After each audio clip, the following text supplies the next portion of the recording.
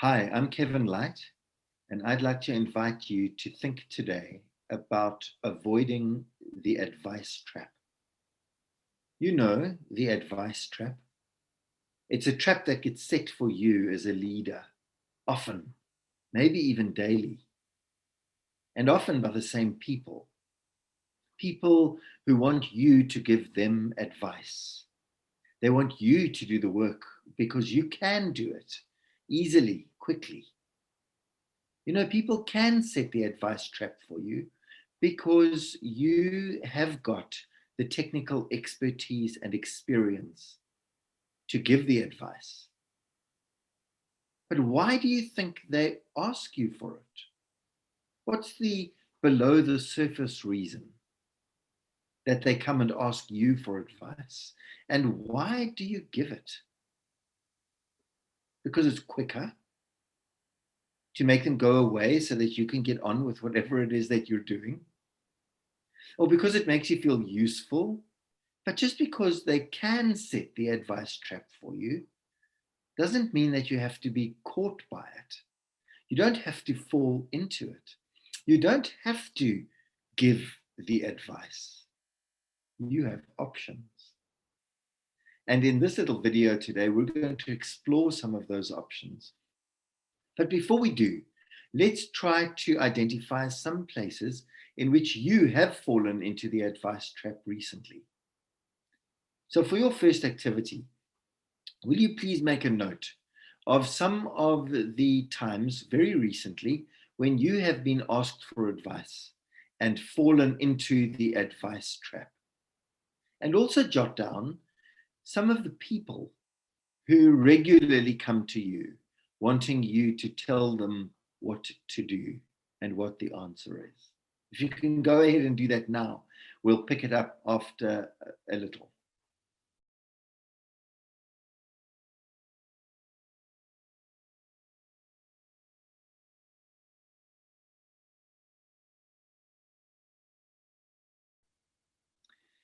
Hey, welcome back. So now I hope that you've got a little list of times when you fell into the advice trap.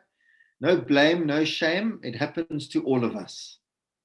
You know, being a leader is tough, and feeling like you can give advice is one of the things that gives us a quick fix of feeling valued. But we can do something much more valuable. We can scale our expertise by activating the expertise of other people. So have a look at that list that you made, the list of times when you fell in the advice trap, and also the list of people who regularly come to you. And let's have a think about why they come to you and why you answer. Why is it that you give the advice? And why do you think these particular people keep coming to you for it?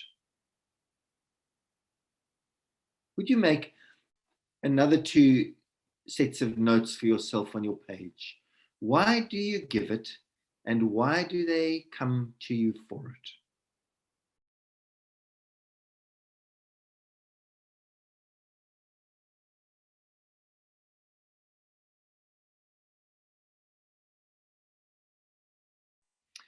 Welcome back. And now I'd like to share with you my one big idea, which is that you do have expertise and experience, and you should use it to craft big, beautiful questions that help the people coming to you for advice to develop their own answers to those questions. And that's what I mean by a big, beautiful question. It takes a lot of experience and expertise to craft a big, beautiful question. But what the question does is to put the problem back onto the person who's asking it. Neuropsychology has taught us that the brain that thinks up the question always has the best solution. So when they come to you for advice, help them to reframe that into a question, their question.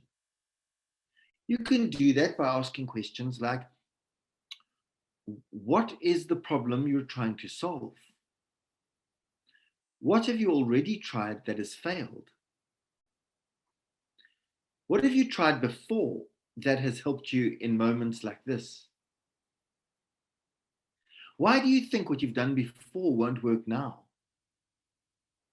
Why do you think what you've done before is the only way to do this now? Have you thought of collaborating with so-and-so or with that function about this? When you ask questions like that, you're achieving two fantastic ends as a leader.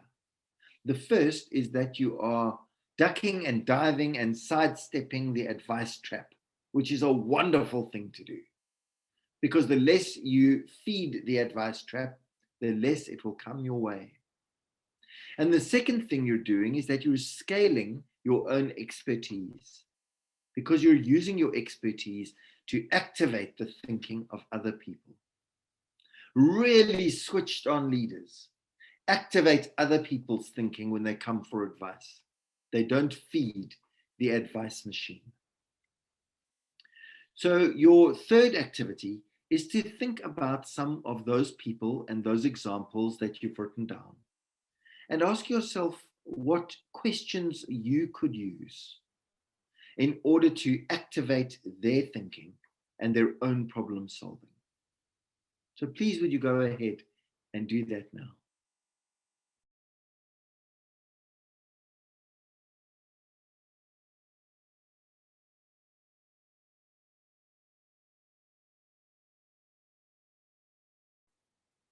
So welcome back. This little video has been all about how you can use questions in order to get people who come to you for advice to do better thinking for themselves. I hope that my thoughts and your own work in the activities will help you to be more mindful and also to be quick to craft great questions whenever somebody tempts you to fall into the advice trap. Go well and stay strong. Bye.